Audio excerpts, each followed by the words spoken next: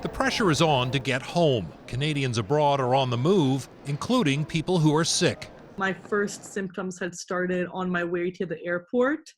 And, at that point, are you really gonna, turn around? This student fell ill in Spain. She admits she hid her symptoms when she boarded a flight home to Toronto a week and a half ago. She's since confirmed it's COVID-19. If they didn't ask you, it wasn't information you volunteered.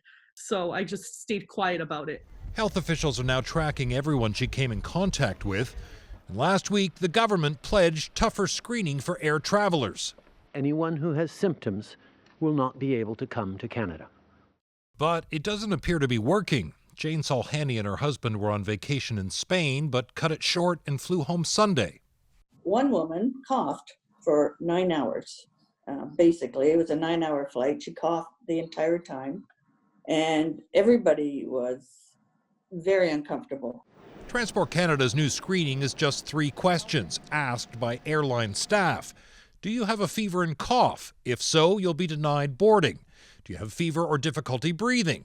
Have you been refused boarding in the past 14 days? If yes, you're denied boarding.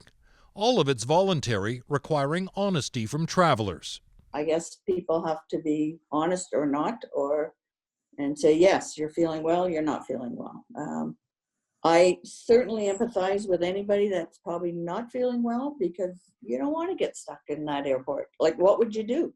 It has flight attendants and their union calling for individual testing of passengers to better protect everybody on board. I've gone through different countries that they take your temperature prior to getting on.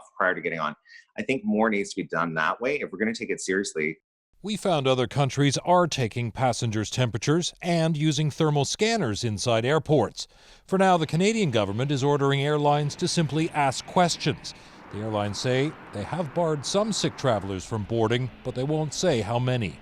Dave Seglin, CBC News, Toronto.